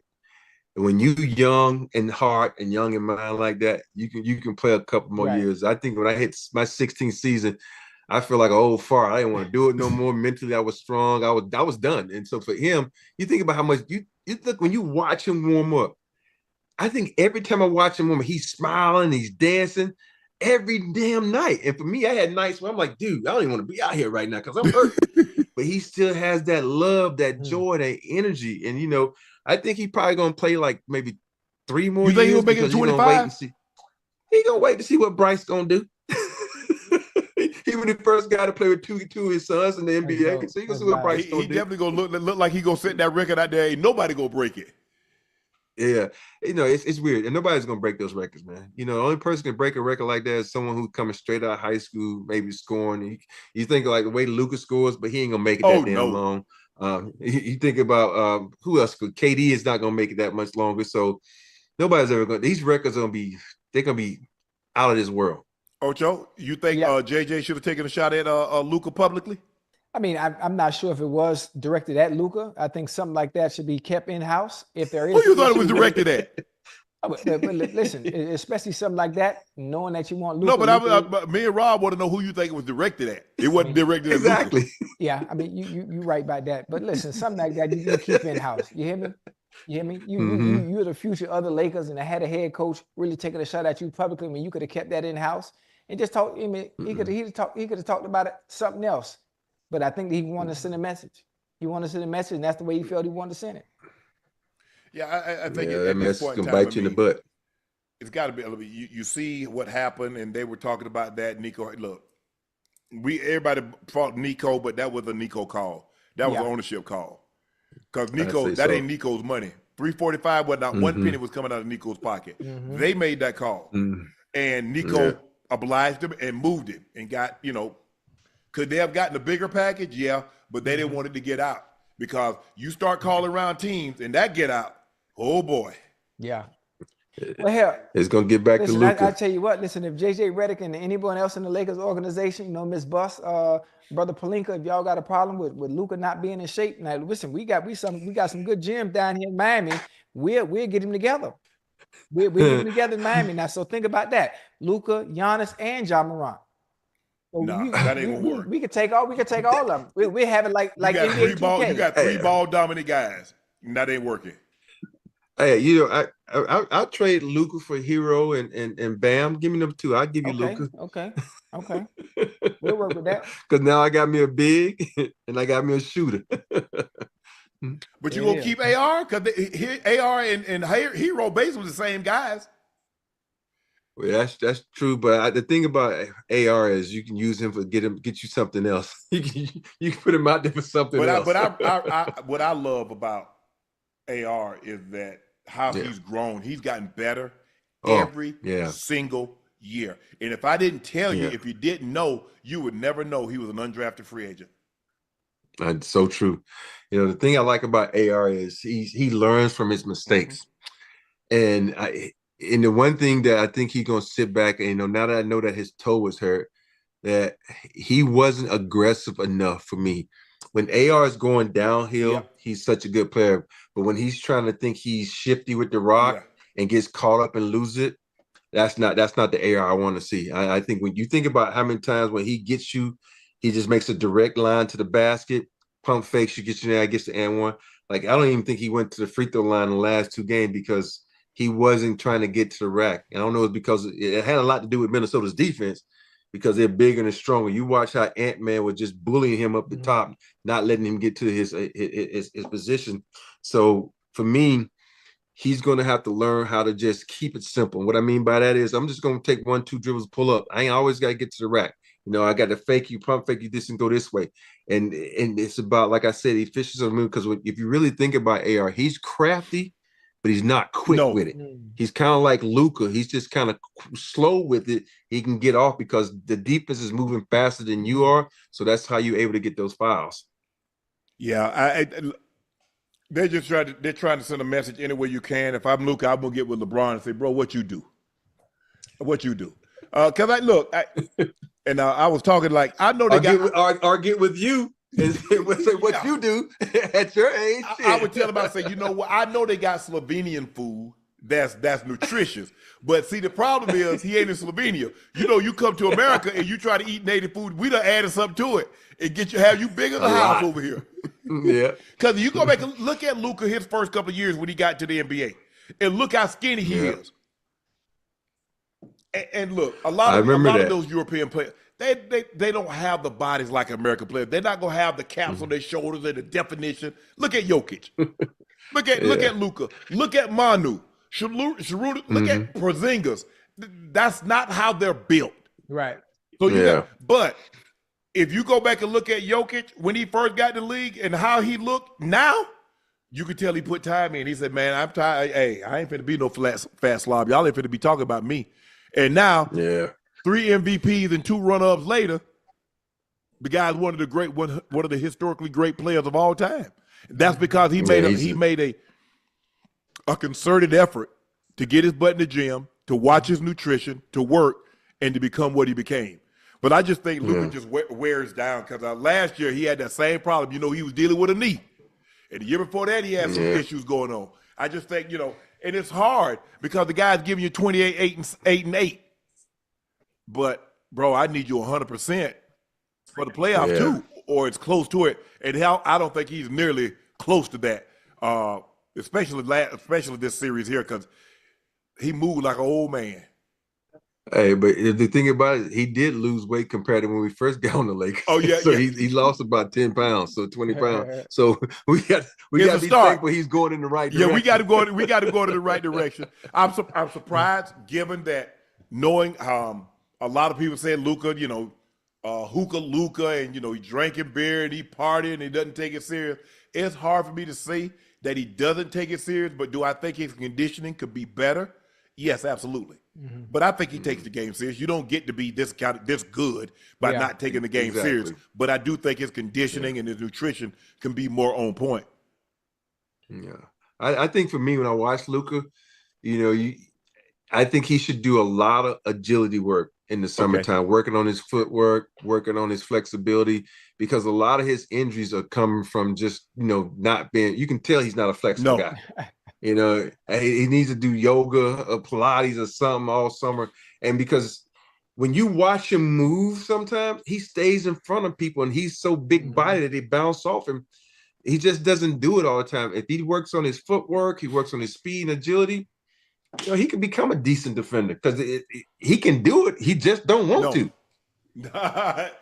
And the thing is that he's so good on the other end, Bob. That's the problem.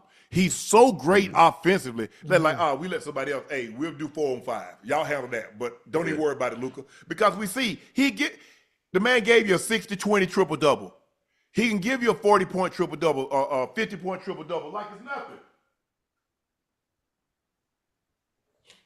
But, I was surprised. But let me ask you this. Do you think Dallas was right about Luka but was wrong for the trade? Oh, you know what? It's right about Luka. Because one of those questions you have to deep dive into the franchise and get to know Luka and how his stuff. You know, I always said when he came into the season, he always came in fluffy, and he never came in shape.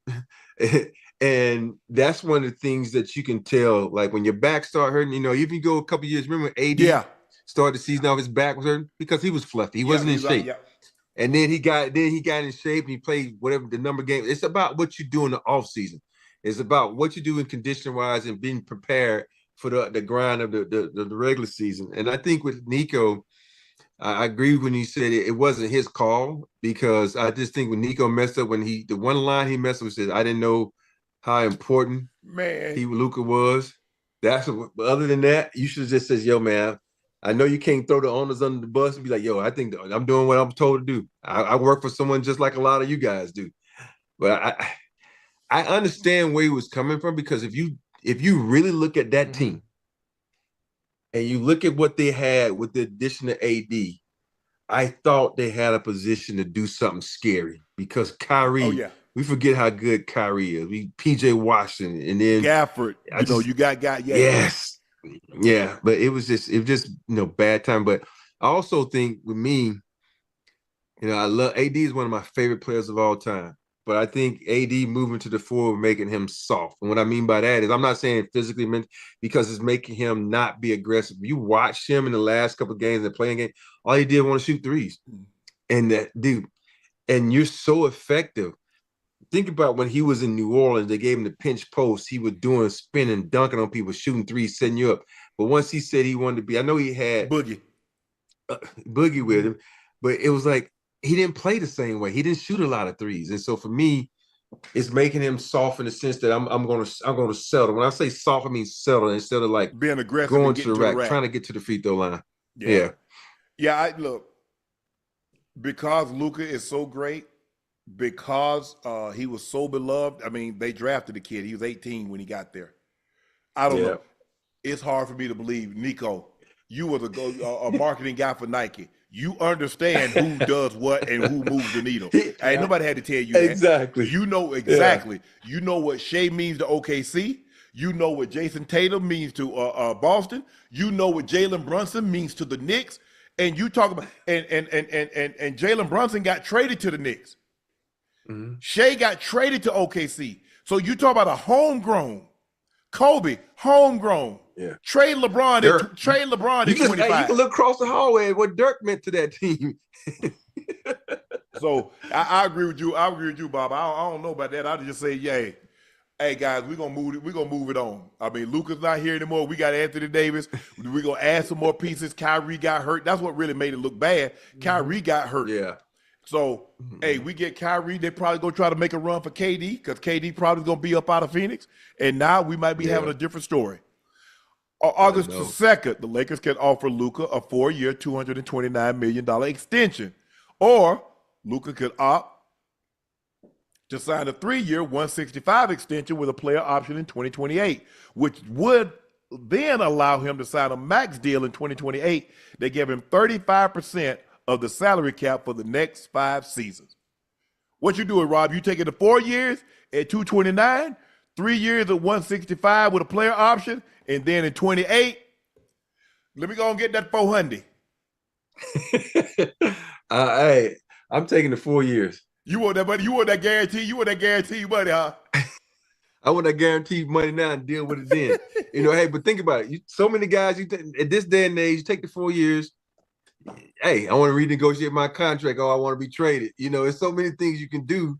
So I'm taking the 4 years because I don't want to trust my body. Right. You think about how many injuries he's gotten.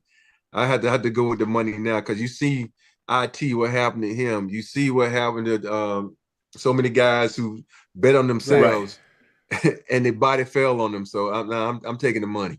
I like it. What you doing, Ocho? You taking the money, or you gonna sign 3 years with an option, and then go to the table and say, let me get that 5. Let me get that 5 for you got 5 for 400 in there for me? I mean, well I'm gonna take that 3 because if I'm betting on my body, and I'm only betting on my body because I ain't never been hurt. So probably I'm gonna play another 3 seasons, not get hurt, and go back to the table and hit him across the head. That's just me. But understanding Luka and his injury history, and it seemed I mean, no disrespect in any way. It seemed like his body continued to deteriorate, especially towards the end of the season. I'm expecting something like that to continue to happen because as you get older, it don't get better.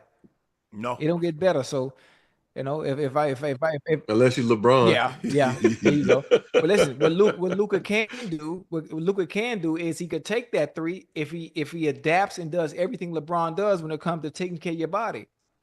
Now, then you could take that 3 and bet on yourself. But what are the chances of him actually doing everything LeBron does when it comes to taking care of your body and preparing yourself in the off season? But we always say that you need to get with LeBron, but we gotta also think that LeBron got great genetics, that man. That too. We can just say, oh, you give LeBron dudes. That's like we all of us can go in the gym and shoot 1,000 jumpers. We ain't gonna be Steph for a whole week. Mm-hmm. Exactly. Ain't no, it's gonna come out this shooting like Steph Curry. He can come and shoot 10 a day and still gonna be better than us. It's just just sometimes the man above, God gives you talents. Mm-hmm. God gives you the genetics, and so you can tell Luka to do all that. But if the body don't act right, the body don't act right. LeBron says, it ain't my job to worry about Luka's future with the Lakers. LeBron told ESPN, nope, that ain't my job. I don't think. I know Luka knows how I feel about him, and ultimately the trade happened for the future. That's not for me. Luka has to decide what he has to do with his future. He's 26 years old. I'm 40, so he can't be basing on his career off me. That's just real.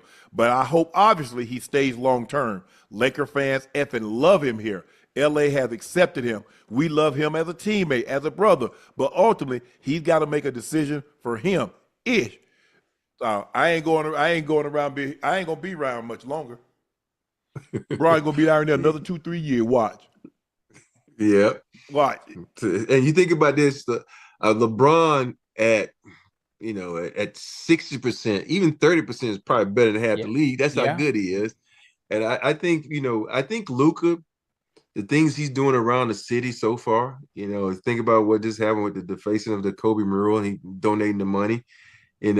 I think he's trying to do exactly what he did in Dallas. Let him know that he wants to be a part of the community and do as much that he can say, hey, I know you guys are paying me a shit ton of money. I'm just going to be here for you guys and try to give back the best way I can. So I feel like Luka, unless, the Joker said, hey, let's play together, he'll be in a Laker uniform.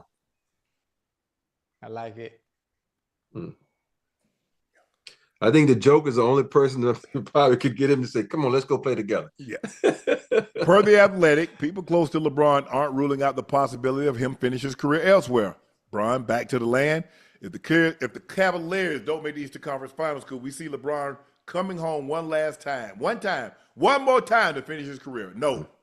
I don't see it. No. He loved everything about either. LA. Mm-hmm. Savannah loves everything about LA. And his daughter was in dance class here. She got everything going on that way.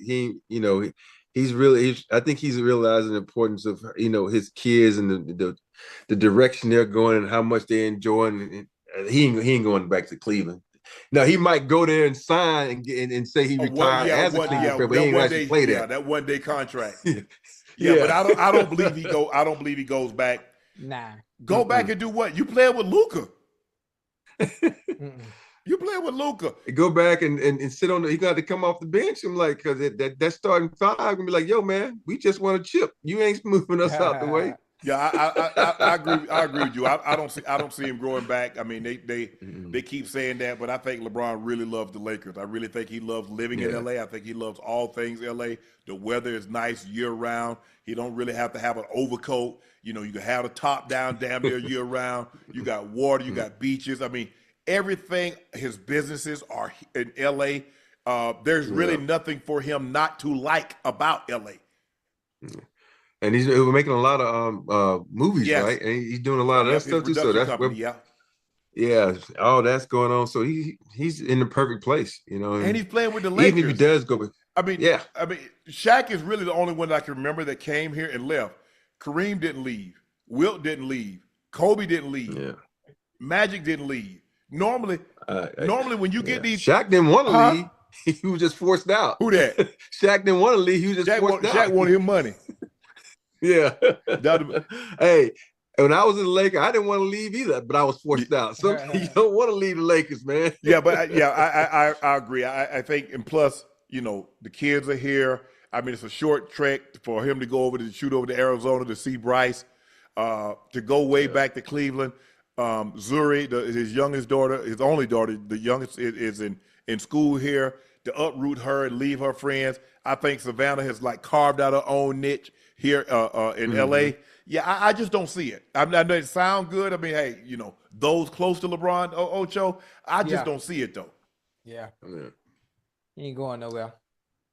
What you think? He'll be right here for a minute. He ain't going nowhere. I mean, I honestly, I know he kept his place in Ohio and he can always jet back, but I think California is going to be his home base. I think Cali is where he's going to reside. When it's all said and done, LeBron James will be a California. He's not a native, obviously. He grew up in Akron, Ohio, and he played a lot of years in Cleveland. But think about it. He's going to almost double up the amount of time that he played in Miami here in LA. Yeah, most definitely. I think it's too many moving parts.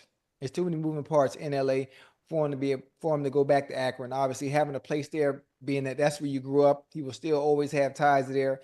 But as far as from a business standpoint and everything that is going on, I'd assume it would make more sense, obviously, to stay here in LA. Yeah, bigger market. Yeah, I mean, but he's the type of guy that he don't really he is the market. So Yeah, so true. he But hey, it's a lot more connections out here than it is in Cleveland. you absolutely, because there's nothing that in you can't do in LA. I mean, hey, pick up a phone. I don't think he wants to go back to that cold. I don't think Savannah wants to go back to the cold. I mean, once you get used to that warm weather, it's hard for you to go back. And if you live in Florida, if you live in LA, if you live in some warm weather, and say, yeah, I think I want to go live in New York. I want to live in Philly. I want to live in Massachusetts. Mm-mm. Mm-mm. Mm-mm. Once them old bones get used to that warm weather, I'm here for the long haul. I think once you step out there and that cold just hits you in the face one time, it's like, nah, I'm good. Yeah, I'm good. Yeah, but I don't see him go. I don't see him going back there either. SGL on if being traded by the Clippers will on his mind if LA advances and play the Thunder. They did motivate me a long time ago. I haven't thought about them in years though. I can't hold. I guess you can say grudges forever in life. What you think, Rob? When you got traded, did you hold a grudge against anybody when you got traded? No, because I know it was just business. And I was mad at the Rockets when they traded me to terrible ass Phoenix. But other than that, hey, I was excited as hell when Phoenix traded me to the Lakers. So it was, that was great for me. But I think when you look at, I think he got getting traded to OKC was a better situation for him. Because he wasn't going to be the head of the snake. No, that was going to be Kawhi with the Clippers. So he was never going to be able to flourish. Yeah, so he put him in the perfect position. He got those picks. And he got guys that came in. It was like a similar attitude, similar to the way he is, and he's been able to flourish. Because sometimes guys can be great players, but they getting held back by having to play behind this player or that player. So that was perfect for him, and he was able to show everybody like, oh, and everybody's sitting back like, damn, Clippers fucked up. But you got to think about it was for Paul George, and Paul George at the time was the man. Player. Okay. What you gonna say, Ocho? Now I was gonna say, even if he was there with Kawhi, you're saying SGA wouldn't be able to be who he was just because he's paired with Kawhi? Yeah, he got to be the guy. You see what happened? You see what they did? They got him, and then they built around him. They were looking to build around Kawhi. He needs the ball. Yeah, because if you watch SGA, he has a lot of guys on his team that love him and they know what they exactly want to do, and they sit back and let him work.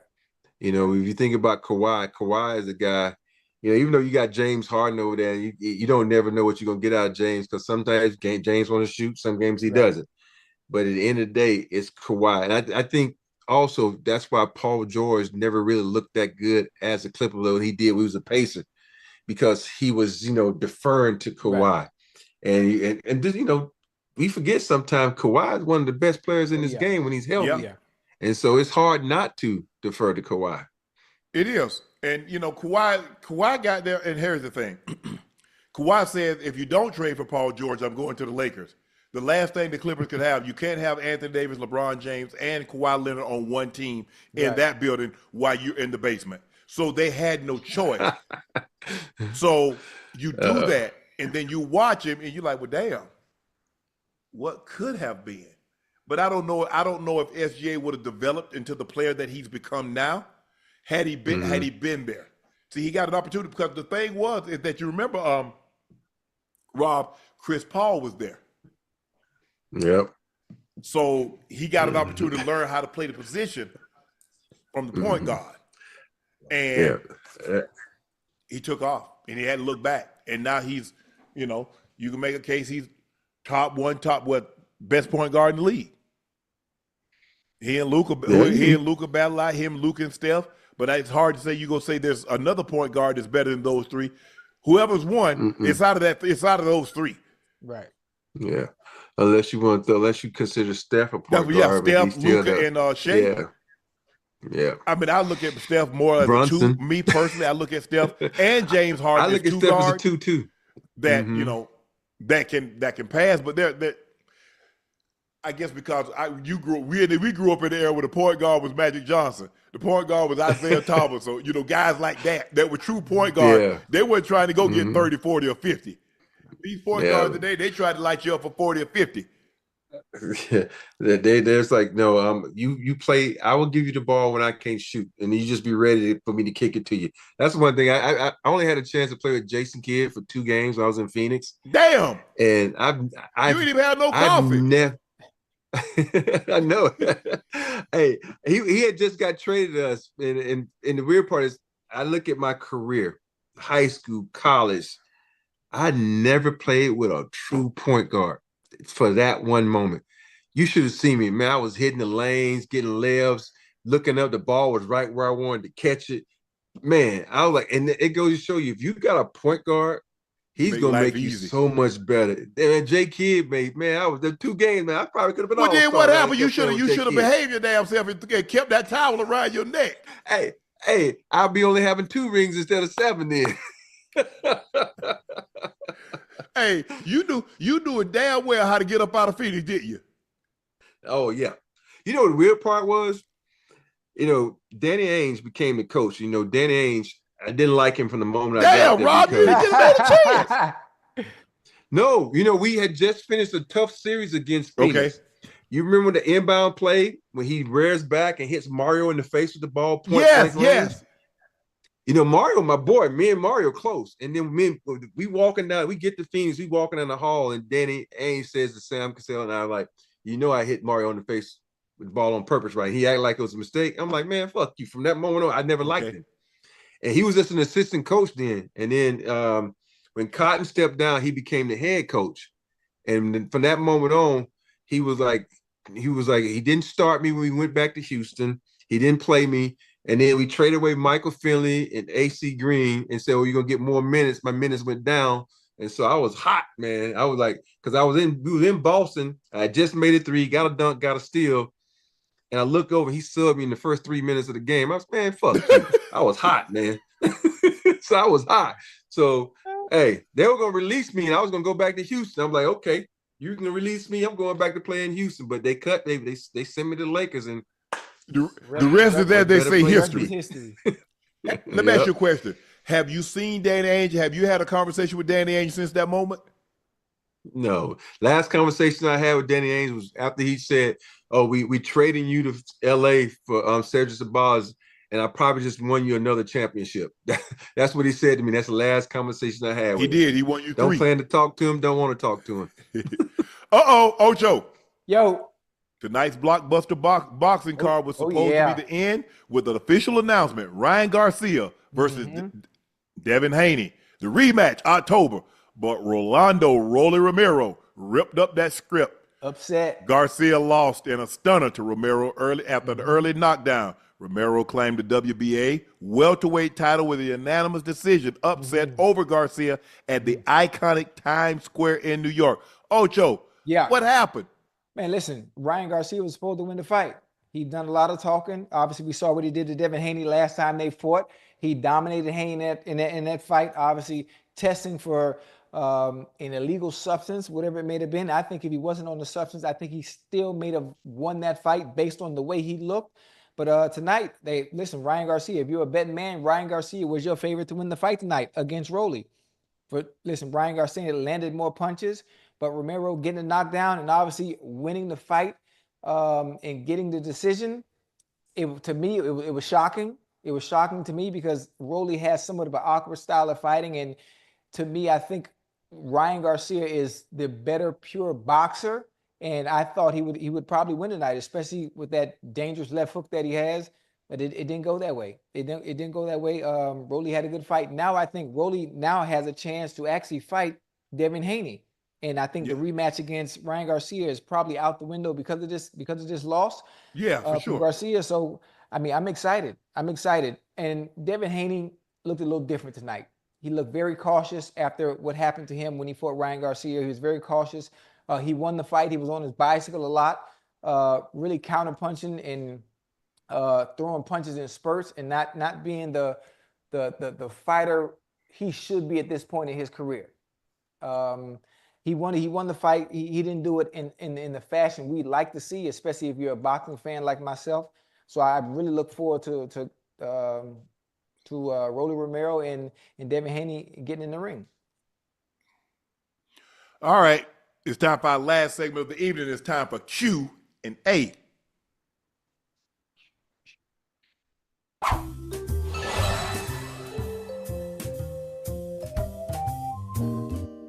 Baller Shot Caller 1999 says, the real question is, can Rob Pelinka build a team around Luka? Because he was in a good situation in Dallas when he left, and Rob has shown he can't build a team. Man, I said it this once, and I'll say it again. If Luka stayed in Dallas, we would have been back in the finals. We had a great squad this year. You think that's true? Nah. I personally don't think it's true, because I think you caught a lightning in the bottle last year, and sometimes you think you can do a repeat. You know, you think about the way everybody on that team was playing, Kyrie, PJ, the bench was coming out playing exceptional. I don't think they had the same amount of juice. I think, you think about if Minnesota doesn't switch, they go to the finals. That's that one possession right there. And for me, I just don't think they had enough. And plus, you look at the West. The West was too damn good. You're gonna find someone that's gonna beat you. What'd you think, Ocho? Listen, Rob talked about it earlier. Them getting to the finals because of those bigs down there. Any mistakes Luka had, they were always there to counter that and to make up for it. I think if the Lakers, in some kind of way, we talked about it this season, them not having a big, hell, get two bigs for that matter. that can help out in some shape, way, form, or fashion. And I think the Lakers they'll be all right this upcoming season. Squirrely Reseller said, Jokic says he wants to play with Luka and LeBron. Can't Rob and JJ make that happen? No. No. Hey, I don't know. If you watch Joker on the bench and, Mike Malone got fired, it's a lot of stuff going on. I know they can't do it, but so I want to know. So which one? So it's LeBron would have to waive his no trade, and then I don't think Rob is going to trade Luka to Denver, because Denver damn sure not letting Jokic go, because Jokic is lying to sign a 3-year, $222 million deal. What that mean? Yeah, he ain't going nowhere. If Joker say I don't want to be here no more, he don't want to be here no more. Let me ask you a question. Joker say send me to LA, I want to go to LA. You got to remember 3 years, who run the league. Who run the league? The players. Players. Okay, there it is. Well, watch when he signed that extension this year, 3 years, $221 million. Okay, that'll tell you that he's not going to LA. Okay, I got you. And first, you also have to think about, if you're Denver, what you want? What do you want off the Lakers team? Yeah, LeBron's gonna be. You got Jokic for at least another 5 years. You ain't gonna have LeBron like that. Yeah, and it's a difference if the Lakers are OKC and they got about 50 first-round picks. They got like what, one, if right. that. So they're gonna come up with something, and I think it's kind of screwy what the deal is now. Is you can only, like, I don't know the technical terms to it, but when you got to match the money's up now, it's not just like 5 players for one, so it'd be kind of hard to trade him. JW Accurate, Ocho, you say you won't face a gorilla with 99 other men, but you'll face a human silverback in the octagon one-on-one. He's gonna do the same thing to you, one punch. I mean, the fact that you're comparing a human being, an actual human being that puts his pants on one leg at a time like I do, to a silverback is the problem with society right now. That's the problem. You see somebody with size, you see somebody with strength, you see somebody that scares you with the naked eye, and you get nervous. Come on, man. This is me. I'm gonna beat the shit out of James Harrison, man. Stop trying me. That concludes this episode of Nightcap. Please make sure you hit that subscribe button and go subscribe to the Nightcap podcast feed. Y'all know me. I'm your favorite Uncle Shannon Sharpe. My partner, shadow boxing up in the top right corner, the Liberty City legend, the Bingo Ring of Fame honoree, Pro Bowler All-Pro, Chad Ochocinco Johnson. And the guy that joined us tonight to recap the Golden State Warriors lose to the Houston Rockets on their home court, 115-107. Thanks to a great effort by Şengün, Fred VanVleet, and off the bench, got great minutes from Steven Adams. He was perfect from the field. He's 9 of 16 from the free throw line, the most made free throw attempts in his career, 17 big points, 5 rebounds, 3 block shots, a steal. He did some of everything in 31 minutes tonight, and it helped the Rockets force a Game 7 on their home court. So game 7, Sunday, Rockets for a chance to advance to the semifinals. Thank you guys for your support. Thank you for supporting the merch, Nightcap. Whether you listen to us, whether you watch us, we greatly appreciate that because none of this is possible without you. So thank you for your continued support. Please make sure you check out Shea by Le Portier. We do have it in stock. Now, if you can't find it in a city or state near you, order it. We ship it directly to your door. Please drink responsibly and please stay safe. Check out my clothing company, 84 with 84 being spelled out. And go follow my media company page on all of its platforms, Shay Media. 84, look. The link is pinned in the chat. Supplies are limited, and once they're gone, they're gone. So please grab yours while supplies last. Tickets for our Not Safe for Work tour are on sale. 8 stops: Baltimore, Philly, Charlotte, LA, Miami, NYC, Chicago, and Detroit. Tickets can be found at shayshaymedia.com/tour. The link is pinned in the chat. Our guest lineup is looking great. You guys don't want to miss this. So if we're in a city near you, come on, check out your favorite Uncle Ocho. Get your tickets now. Thank you, Rob, for joining us tonight to break down this Rockets 115-107 win over Golden State to force a game 7. All the best. Stop back again soon one time, will you? I'm here for you, brother. Appreciate you, man. Thank you guys for just tuning in tonight. We will see you tomorrow after the Nuggets. Nuggets and the Clippers. That's a game 7 also. Yep. Out.